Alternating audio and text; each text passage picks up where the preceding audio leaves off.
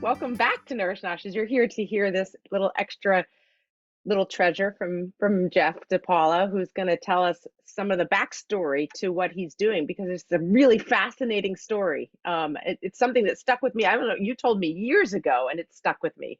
So I'm really excited for our audience to hear about this backstory. Yeah, so thanks, Debbie, and Wendy for having me back.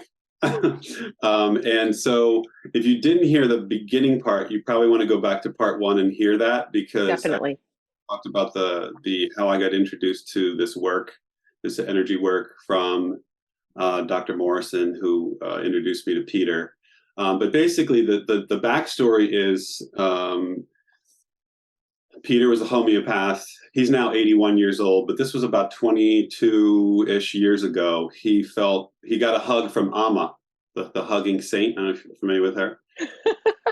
Hugged her, this Indian saint, and he then felt inspired to go to Africa to help with the HIV/AIDS crisis.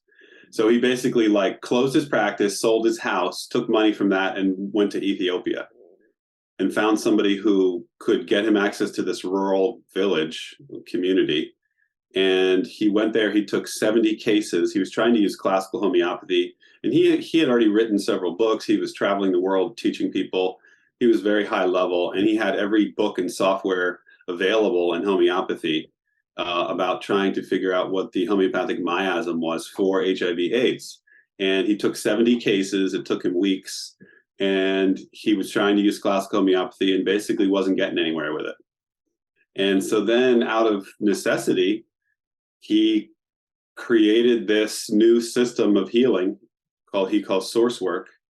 And originally, it was actually in liquids, not in audio. It was in liquids. So he was using like classical homeopathy, where you take a liquid. It was this using imponderables, which is making homeopathics out of non-physical substances. So he basically created a homeopathic remedy for the complete symptom picture of HIV/AIDS, as opposed to trying to find, like, when you say find a remedy like arnica that treats bruises and muscle soreness and things like that, so kind of like what it treats and it's proved out. He actually flipped the kind of script on that. So he created this liquid, this charged liquid, we'll call it, energy liquid for HIV. And then he started giving it to people because these people were, rural villages, and they had not good care. And many of them were like on their deathbed. They've had AIDS for 10 years. They had full blown AIDS, lost 40 pounds, had thrush, and could barely eat, couldn't sit up. And he started giving them this liquid a couple times a day, and people started getting better. And they would, sometimes it was like, oh, well, I need this for my uncle or my mother. And they would come out of the bush, get a bottle of the water, and walk back into the bush. And then, or, he would see them like, a couple months later, and they're like, he's like, oh, how's everything going? And they're like, oh, they are good. They're good now. They're working. They can do their work. That's what they say. They can do their work now, meaning they can work in the field all day long. Yeah. And he like couldn't believe it, and I would probably feel the same. And essentially, he just started doing more and more of it and giving it to more and more people. And after hundreds and hundreds of people, he was like, "This is crazy. This is amazing," and essentially started to try to introduce it to the homeopathic community as a new type of homeopathy. It didn't really get much traction, although it did get a few articles, but not full-blown research, full articles published. And essentially, he met up with the guy who was, he connected with the guy who was the editor of a homeopathic journal, Dr. Harry van der Zee, who was an MD from the Netherlands, and they basically decided they were together, we're going to create this not-for-profit organization called the AMA Resonance Research Foundation, AHR, AMA Resonance Healing Foundation, or something like that.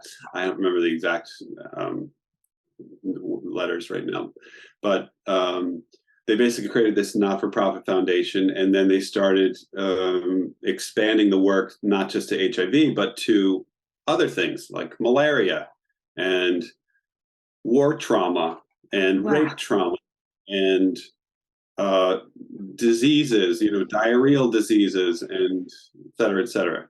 So there's really almost like no limitation as to what this can be used for. And in Africa, it is like, well, almost 100% effective for HIV and malaria. And Wow.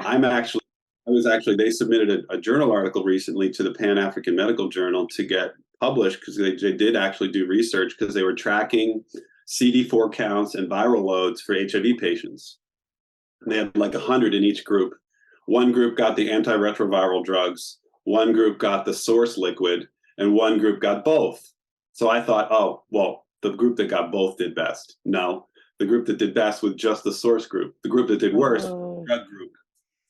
wow. Oh, yow. Interesting. Yeah. Yeah. This not-for-profit has been around for 20 something years, and they're now in, I don't know how many, dozen or 20 30 countries in Africa. And last year they treated 850,000 people because they basically, what they do is they give them like 100 or 150 different liquids, like master liquids, and then they go into a village and they spend 3 weeks training like lay people. Here's how you make these, here's how you reproduce them, here's how you give these out, here's how you assess whether they have malaria or HIV just from symptoms. And then they go, okay, well, if they have this, then you give them that one. And it's like very like almost like cookbook. Like if they have malaria, you give them one for malaria. Or if you want to treat everybody in this, they have this LEAP program they do in schools where in Kenya they started this program. It was like learning enhancement something program where they went into schools, and these were rural schools, and on any given week there were 30% of the kids who were out with malaria. They were absent, and some of them were hospitalized. And so they started this program where they started doing this program where they would give them the liquids not just to the kids who had it but to everyone. So they were using it preventatively as well, and the malaria went from 30% to like 1% in 30 days. It's amazing. And then This they is also special.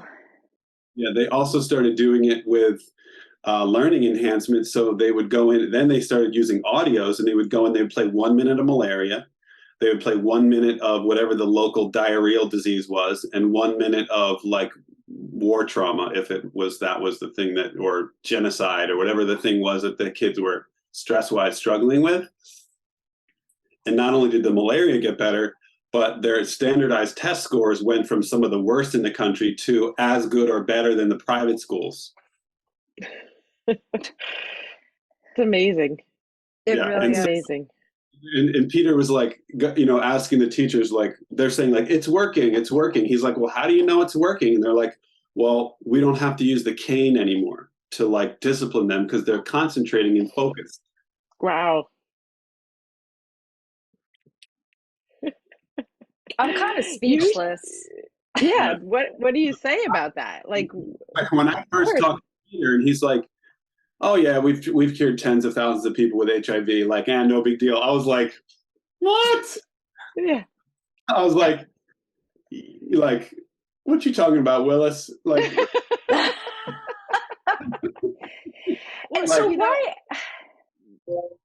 it was where my brain goes with this is how mind-blowing this is, and how miraculous it is, and how many people of the Western scientific in the box thinking would just completely toss it off and not, because of the like, I need to see science, I need to see science, I need to see science.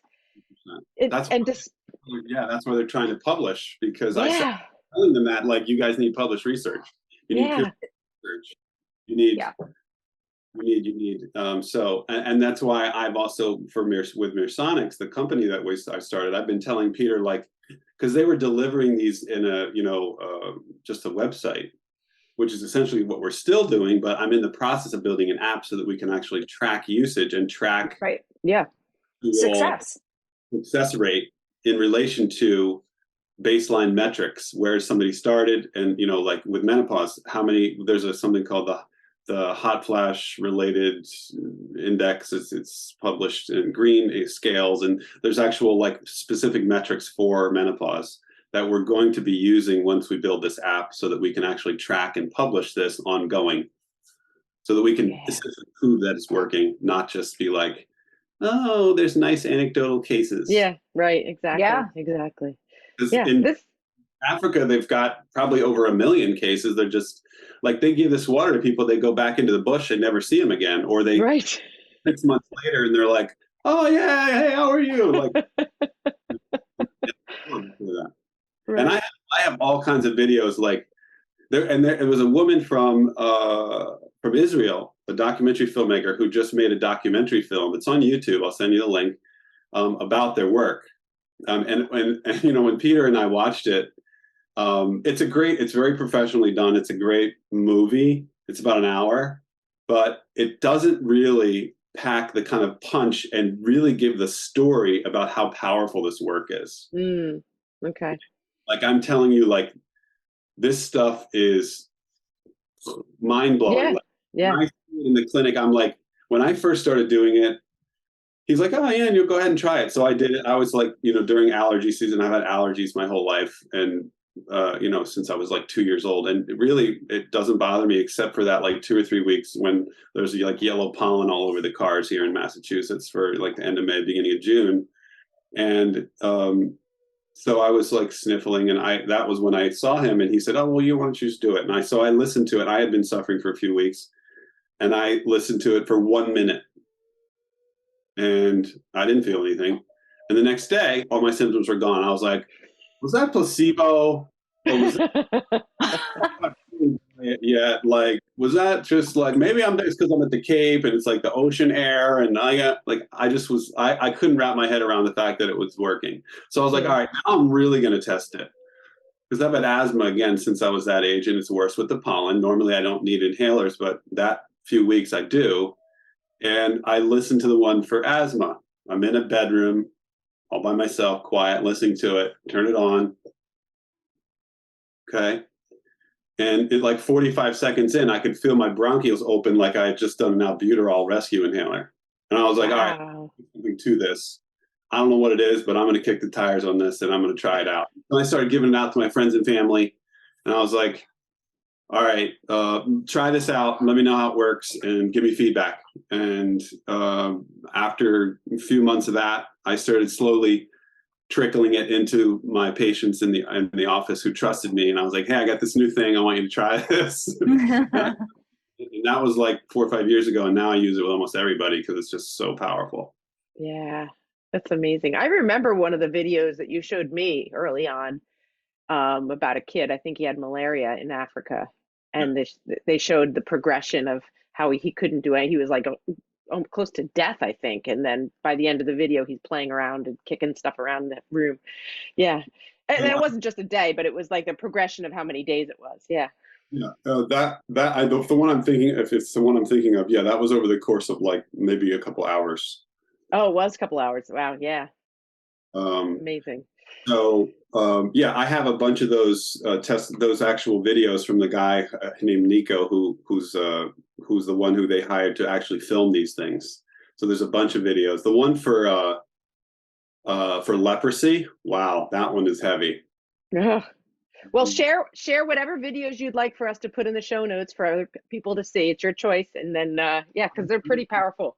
I will share some key ones about HIV and malaria. You know, there's all kinds of different ones. There's a bunch of them on my website. I have a whole page about source work on my website. So I'll just share that because they're all there. Okay, great. Excellent. Yeah, so it's pretty like, and then once I realized like what was going on, and I was thinking to myself, like, Peter, like you have created this thing that is like phenomenal, and like nobody knows, like practically nobody knows about this. So granted, he's 81 and he's not like, you know, he's your, what I would call your poster child of, you know, holistic person who's really bad at marketing. Yeah, of course. Yeah. But, you know, the guy who, Luc Montagnier, who discovered the HIV virus, won a Nobel Prize. Like Peter is in line for a Nobel Prize as far as I'm concerned. Like he's resolving it with charged water. Right, and exactly. and audio files. And audio files. Yeah, like this is truly a new modality. Like Yeah. there's Western medicine, there's Chinese medicine, there's homeopathy, and there's source work. It's like another modality that has been created, and it's like in its infancy, just kind of Yeah. ready to burst through the soil. Right. But I can totally see this being like a future thing, probably far after we're all gone, but yeah, this being the norm of helping a lot of people. You know, 100%. this would just be another thing. Yep. And if you look at some of the quotes from, say, Einstein and Tesla, they're like, the future of medicine will be energy. Yeah. Yep. Energy will be the person who, when Tesla said, when something to the effect of, when Western medicine starts to fully study and energy and its effect on, the body, they'll make more progress in 10 years than they made in the last 100. Yep. There you go. Which I believe that Yeah. 100%. Yeah.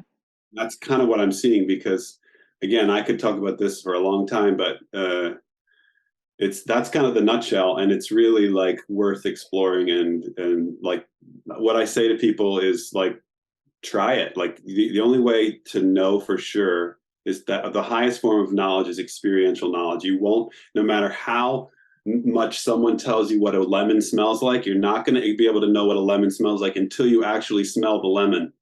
Yep. And when you're off in another place, you'll be like, oh, I smell lemon. You'll know what that is. Whereas if someone tells you, they could teach you for 20 years, lemons smell like this, you're not going to know what it's like until you experience it.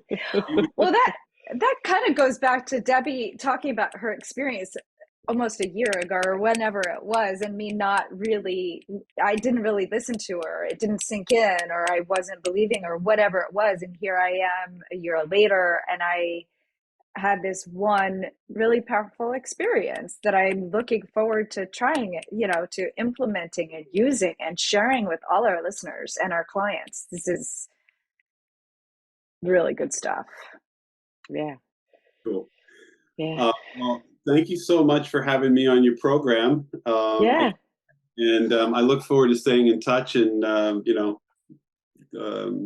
being able to share more stories and things like that. Yeah. Thanks Thank for you so talking with much, us Geoff. and sharing everything. All right. You have a great day. You too. All right. Take it easy. All right. Thanks. Bye.